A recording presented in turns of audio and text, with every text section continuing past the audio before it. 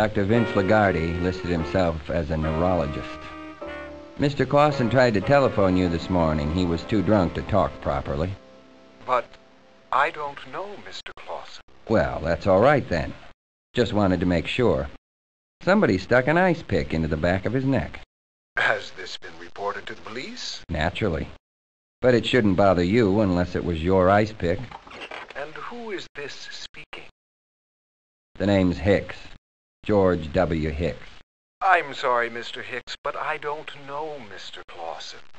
Nor have I ever heard of him. Well, that's fine. But somebody may want to know why he tried to telephone you. Unless I forget to pass that information along.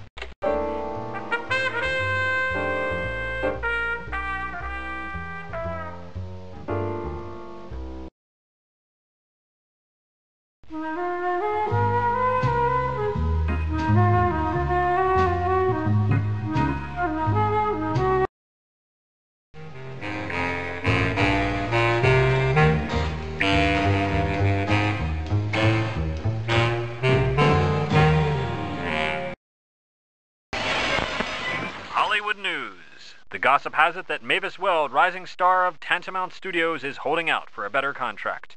Her powerful agent, the well-known Sheridan Ballou, has dismissed the rumors. Mr. Ballou said, "The contract negotiations are coming along very well. Miss Weld values her association with the studio, and the studio values her work. There are only a few details left to be worked out, and I have no doubt that Miss Weld will be making major motion pictures for many years to come." Now back to more fabulous music. Car 54. Request backup for the robbery in progress at Hollywood and Vine.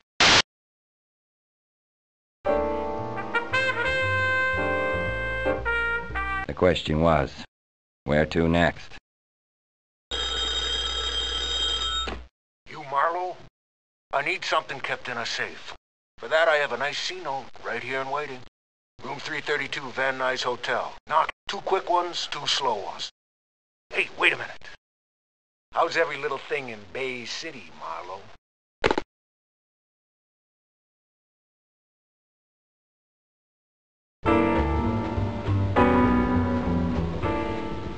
The house dick had told me that Dr. G.W. Hambleton was registered in room 332.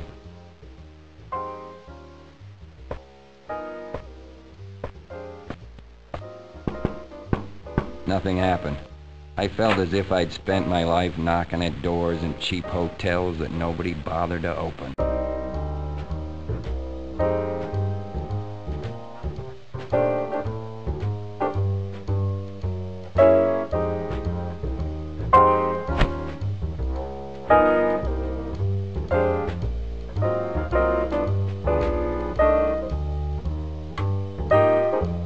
I could take it, or I could leave it for the cops.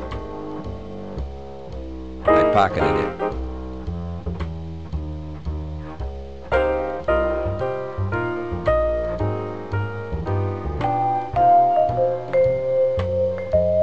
Another matchbook.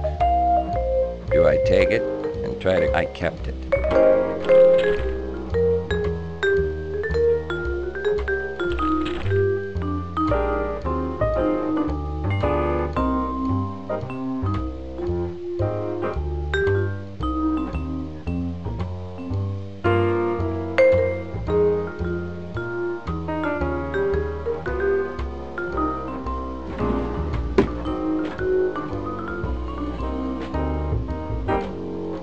I could take it or I could leave it there for the police to find.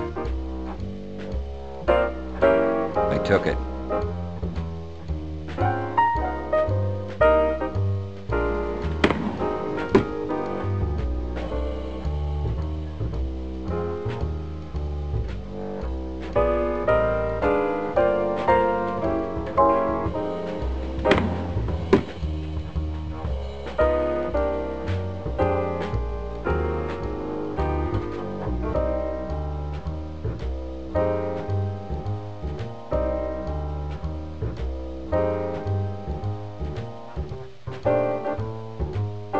I could take it or I could leave it there, for I pocketed it.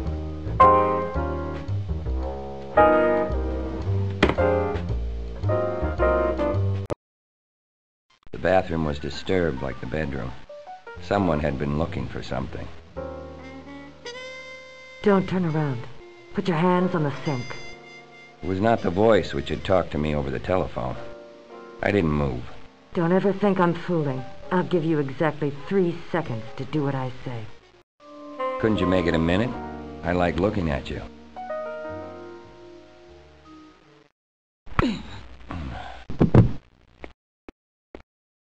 I didn't see a way out of getting the cops involved in this one, so I went to talk to the house dick.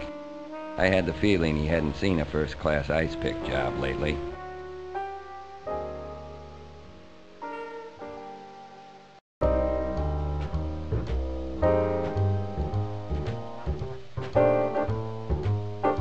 Detectives French and Bayfus arrived. They took a few notes and then started to examine the body. Punctured spinal cord, just below the occipital bulge, I'd say. Very vulnerable spot. Whoever did this was a performer. Got the spinal cord on the first try. And another thing, you have to have the guy quiet to do it. That means more than one killer. Unless he was doped or the killer was a friend of his. I don't see how he could have been doped if he was the party that called me on the phone. If. And since you didn't know the guy, according to you, there's always the faint possibility that you wouldn't know his voice? Or am I being too subtle? I don't know. I haven't read your fan mail. Don't waste it on him, French. All right. The customer had something he was afraid to keep around. That means he knew somebody was after him and getting close. So he offers Marlowe $100 to keep it for him. It must have been something semi-legitimate, right, Marlowe? You could leave out the semi. So what he had was something that could be kept flat or rolled up. And we don't know whether it was found or not. Any chance to check his visitors? You don't even have to pass the desk to get to the elevators. Maybe that's why he came here. That and the homey atmosphere. Okay. Well, whoever knocked him off could come and go without any questions asked, and that's about all we know. Okay, Bayfus? Not quite all. Without the toupee, Bayfus and French realized that Dr. Hambleton was really Mile-Away Marsden, who used to be a runner for a gangster by the name of Ace DeVore.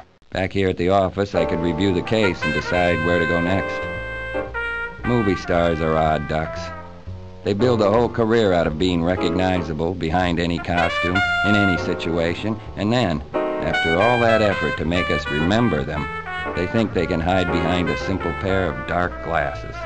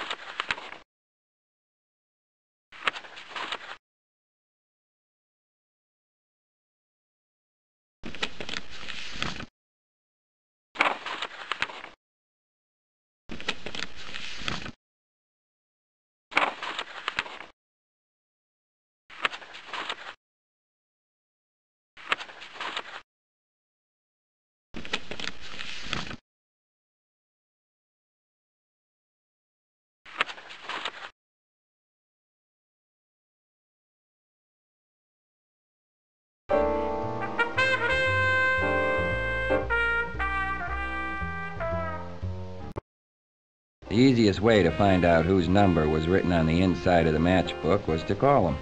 So I did. Steelgrave's residence, may I help you? Is this Mr. Steelgrave? No, sir, this is Wentworth, Mr. Steelgrave's butler. May I announce who's calling, sir? My mistake. I must have dialed the wrong number. Sorry for the inconvenience. So, the telephone number belonged to a very rich party named Mr. Steelgrave. How did the phone number of a rich man get in the inside of a matchbook that belonged to a dead man with an ice pick in his neck?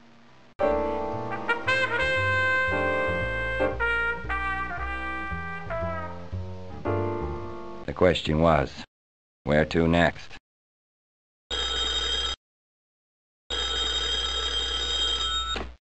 You've been a very busy boy, haven't you, Marlowe? You know the police would be interested in where you've been lately at the scene of murders. You've been withholding information and evidence. That's no way to treat the city's finest, Marlowe. They could arrest you for that. All it takes is a tip-off to the police, Marlowe, and you'll be seeing the world through the wrong side of a jail cell.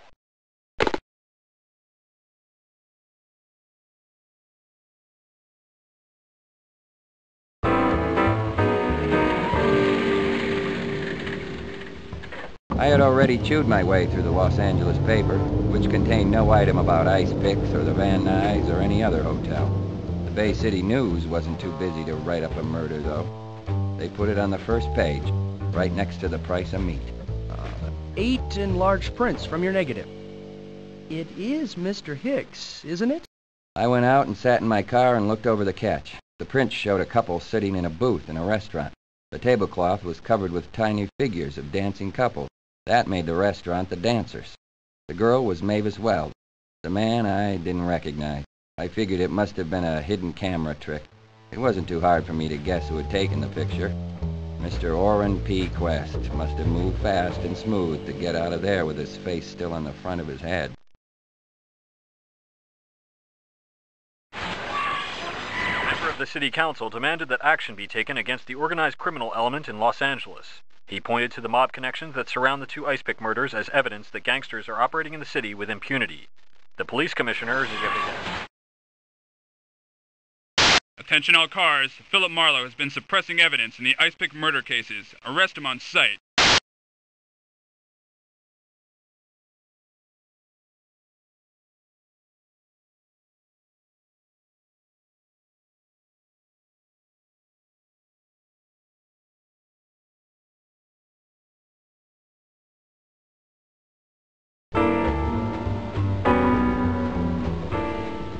I was breaking and entering. That's on the books as illegal the last time I looked.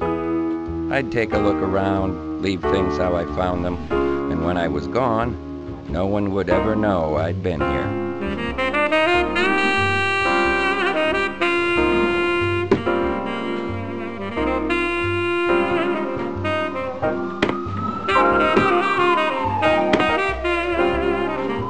The question was, where to next?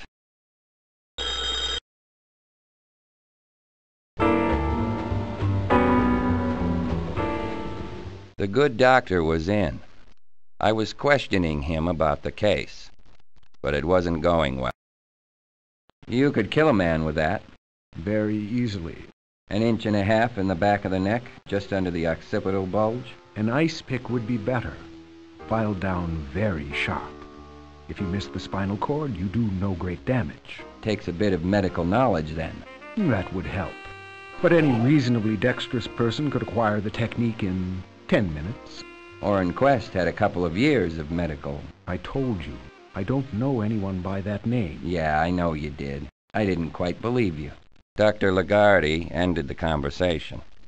He claimed he was out of time. I thought he was out of patience.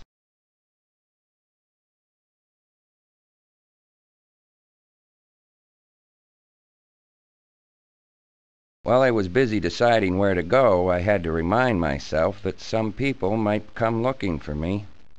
I should...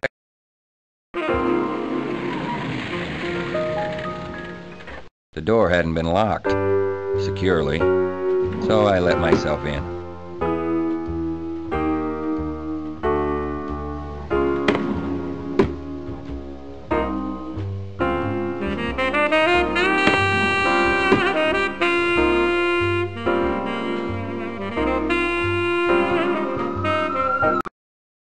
The cops had driven me to the station where Detectives French and Bayfus took over the questioning. The question was, where to next?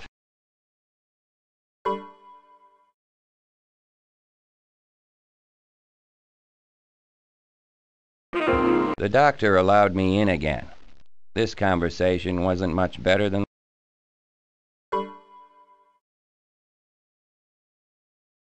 Where to go? No one was around. I picked the lock and let myself in.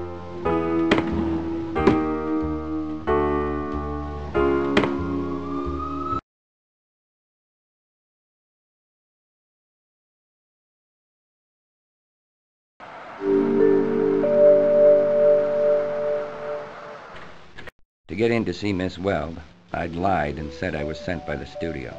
I was met at Mavis's apartment by Dolores Gonzalez. I recognized her and made the mandatory compliment on her last picture. Are you quite sure you have the stills, amigo? They are usually a little too big to put in your pocket. Her voice was cool. She looked almost as hard to get as a haircut. For Miss Weld personally. Sorry. I told you she was taking a bath. I'll wait. I am most fully aware that you are a damned liar, and that you have no stills in your pockets. Perhaps you would like to help her. The bathroom is up there, through the arch and to the right. Most probably the door is not locked. Not if it's that easy. Oh, you like to do the difficult things in life. I must remember to be less approachable. Don't bother, Miss Gonzalez. I'm just a guy who came here on business. You may call me Dolores, if you wish. So glad you two got acquainted. It was the voice I'd heard at the hotel. The name is Philip Marlowe. It's nice, don't you think? I didn't know you bothered to ask them their names. Such a charming way to insult a girl. At least I haven't been sleeping with any gunman lately. Are you sure you can remember? Open the door, honey. This is the day we put the garbage out. On your way, dreamboat. Make with the feet. I came here on business, Miss Weld. Out. I don't know you. I don't want to know you. And even if I did, this wouldn't be either the day or the hour. Never the time and the place and the loved one all together. What's that? Browning. The poet, not the automatic. I feel sure you'd prefer the automatic. Look, little man, do I have to call the manager to bounce you downstairs like a basketball? If you're going to stand that close to me, maybe you better put some clothes on. Did I hurt you? That's fine. I think you'd better kiss me. Believe me, there's only one reason I don't. I might just happen to start working for you. I'm free, white, and 21. I've seen all the approaches there are. I think I have. If I can't scare you, lick you, or seduce you, what the hell can I buy you with? Well... Oh, don't tell me. Money, of course. Money would help. How much money? Oh, $100 would do to start with. It's a cheap little bum, isn't it? Is $100 money in your circle, darling? Make it 200. I could retire on that. Still cheap. Every week, of course, in a nice, clean envelope. You could skip the envelope. I'd only get it dirty. And just what do I get for this, my charming little gumshoe? How did she know I was a detective? I could reach for my notebook and ask her.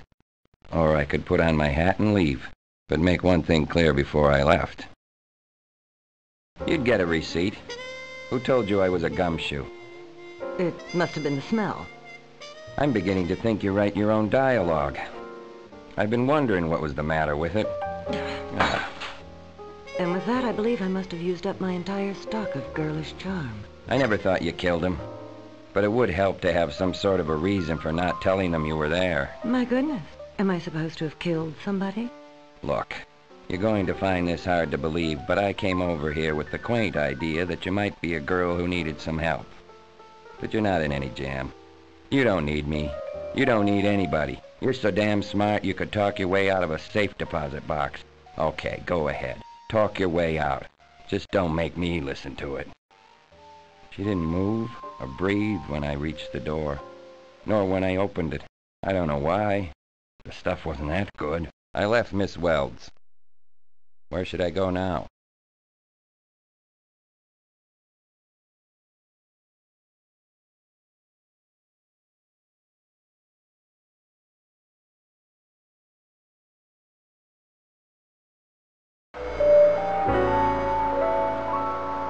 No one was around. I picked the lock and let myself in.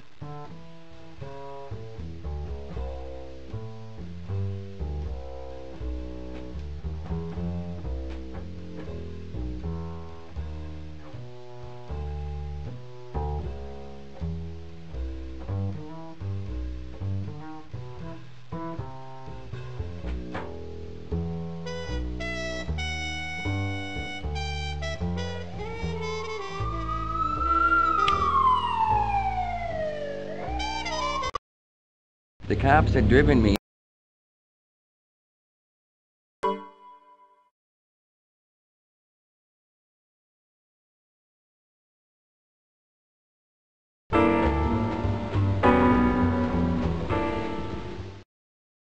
Breaking and entering is only a crime if you get caught.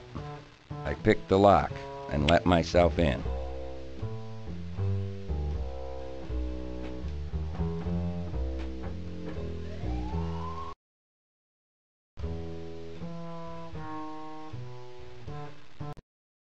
The cops had driven me to the station where detectives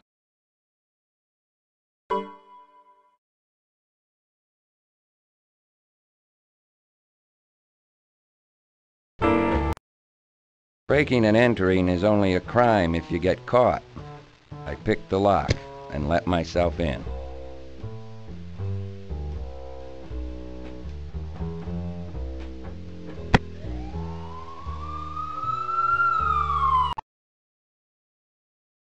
The cops had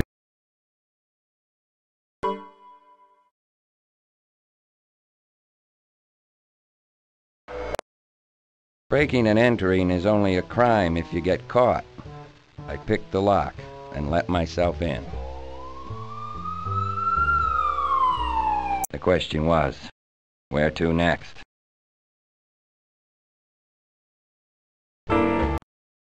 Breaking and entering is only a crime if you get caught. I picked the lock and let myself in.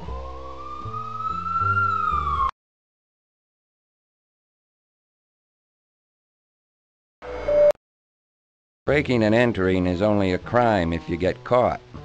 I picked the lock and let myself in. The cops had driven me. The question now was, should I stop in at my office and see what develops, or hit the streets?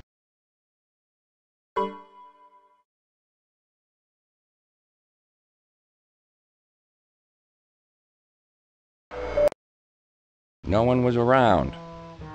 I picked the lock and let myself in.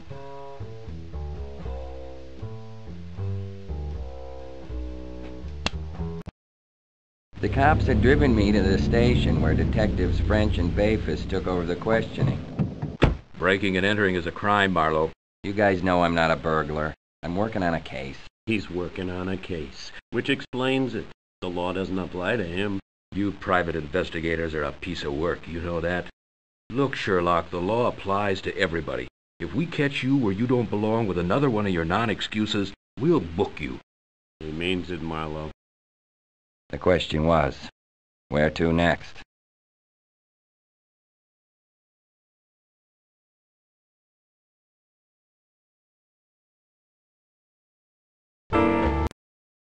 No one was around. I picked the lock and let myself in.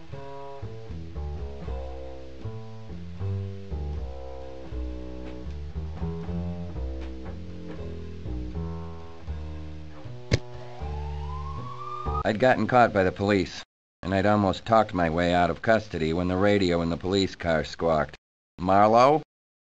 And the next thing I knew, I was being taken downtown for questioning.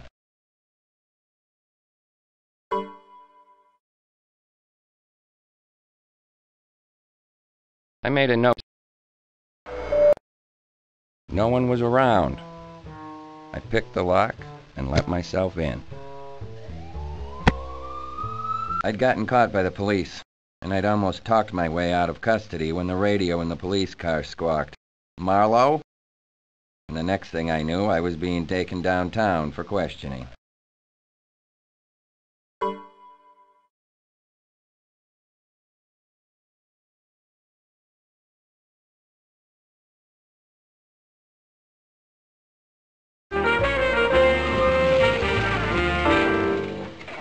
Mr. Marlowe, no doubt. My name is Toad, Joseph P. Toad. It's a little late for a business call. I hope you don't mind. I trust you don't already have all the business you can handle, Mr. Marlowe. Don't kid me. My nerves are frayed. Who's the junkie with the gun? Oh, come along, Alfred, and stop acting girlish. Where were you? Mr. Toad and Alfred explained the purpose of their visit. Toad explained. Alfred twitched. They were here to offer me $500 to stop investigating. I asked if that meant they were connected to the blonde. Toad implied that I might know too much already and suggested that I talk to Sheridan Ballou, a Hollywood agent who handled Mavis Weld.